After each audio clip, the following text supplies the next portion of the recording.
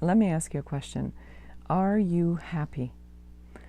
That seems like a really simple question, but for many people, it's a question that's difficult to answer because there are so many different things that contribute to one's happiness that sometimes it's difficult to say definitively yes or no. You may be happy in the moment. You may be happy in one area of life, but not another. You may be happy with one situation, but not so much with another. So we have to think about happiness in two ways, essentially. As on one hand, a simple question that we all should be able to answer theoretically, but on the other hand, it's a complex and complicated question, and maybe even a loaded question.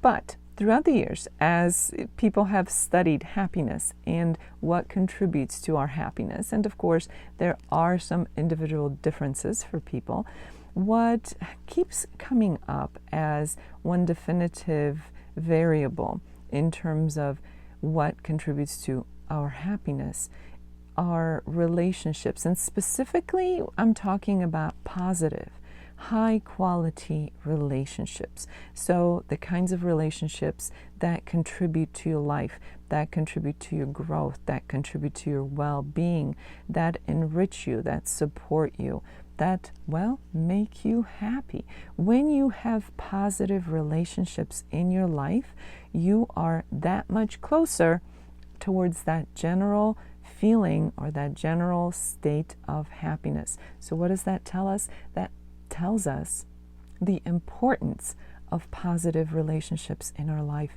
And if they are so important, then we should all take some time to cultivate and maintain positive relationships in our lives and prune and get rid of relationships that are negative, that are destructive, that are stressful, that do not help our well-being and our happiness.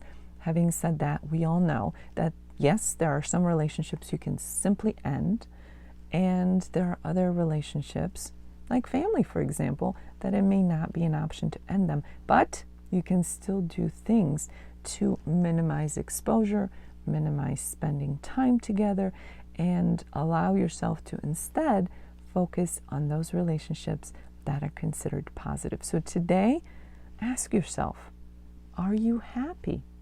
And as a secondary follow-up question, where are you with positive relationships in your life?